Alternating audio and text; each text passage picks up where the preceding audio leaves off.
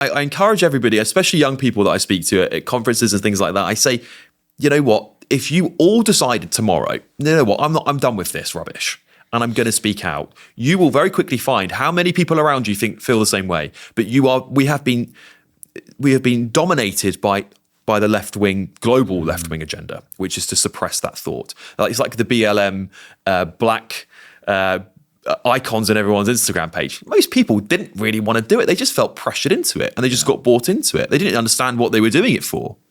So more people that speak up, the better and easier this becomes. But people are very afraid, and they have a right to be. Let's be honest, they have a right to be because the system is being used against them quite regularly. I'm sick of, and I'm sure you felt this, and most people watching this have felt this feeling, going to sort of a party or like an old friend's birthday, and there's all the old friends there, and someone making a snarky remark of just like, "Oh, Andrew, you've become quite controversial." Far right. That's what they call it. You've become far right, Alex. Yeah. So I'd almost rather that, but they say like, "You've become quite controversial, haven't you? Some of the things you've been saying," and it almost sounds like, if you had a German accent, "Oh, you've become this is controversial." Yeah, controversial. So we've both got very bad German accents there. Yeah, I speak German. I should be able to do it. Oh, terrible. Was hast du gemacht?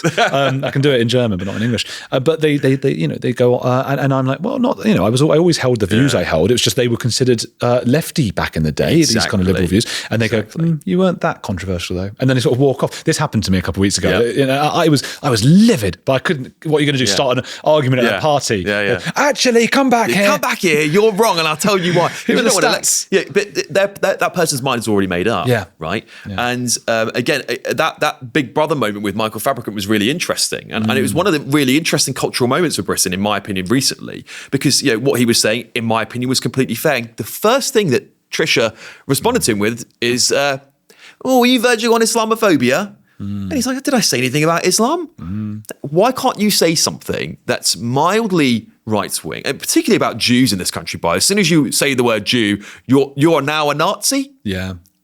What did it say about Trisha? Yeah. Not just about her internalized potential anti-Semitism in that respect, but also her internalized, the made-up word of Islamophobia.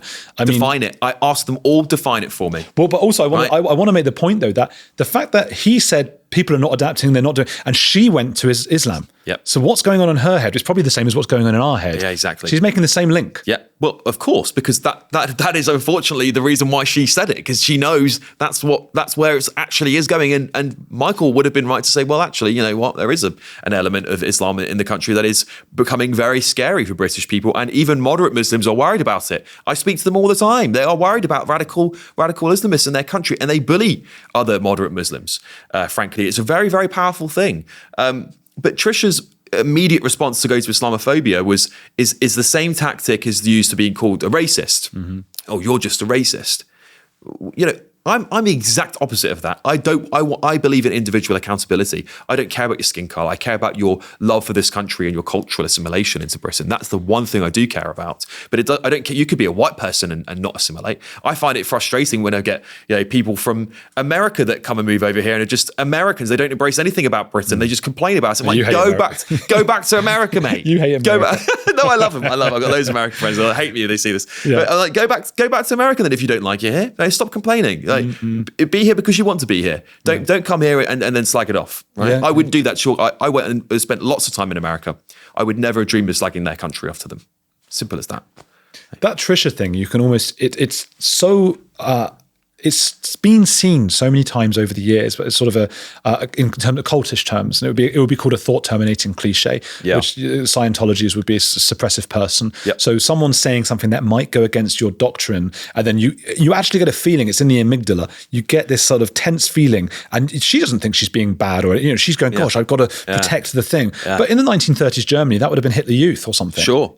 I've got to protect it. Islamophobia. You saying a thing that might hurt my brain instead of let me listen to the words you're saying. And see if I might agree with them. It's a failure of being able to have critical thought. It's a massive loss to our country. It's a massive loss to the West. In my opinion, because that ability to say, what is he saying? What's maybe what's he hiding behind? Or let me unpick it. Let me ask him a difficult question about what he said. Let me give him some counter arguments. It's immediately jump to you're an ism. Right, and you are promoting racism, Islamophobia, all those things. It's the It's the same tactics used by authoritarian regimes time and time again to suppress people because they immediately label you. It's exactly what Orwell warned us all of, right? He said, groupthink. It's words, words being weaponized against you. We need to have open debate. Universities up and down the country are failing this. They are failing this. They should be shut down. There should be some very key tests on free speech at universities, and if not, they should be shut down because they end up becoming breeding grounds of extremism for authoritarianism. But it's just a flavour of authoritarianism that the left like. Yeah. Because it's theirs. Well, of course. It always is. You and I disagree with the ethno-nationalists, but if they were saying, when Connor's saying, Carl, I'm not saying, oh, you're an ethno. I'm going, let's okay, interesting what you're saying. Let's have this debate. The same with the woke. Imagine if they made those arguments and I was just like, hang on, are you being woke there? Yeah. No. That's woke. That's where you mustn't do that. That's bad, isn't it? Yeah. He's like, of course, I want them to say their views out loud. And we'll discuss. Absolutely, because if we don't discuss it, we're going down a very dark route and we will never go back from that because we will end up fracturing even more. And then all these people who talk up civil war, which I don't believe is really going to happen in this country, but those are the sorts of things that stoke a civil war. It's a failure to listen.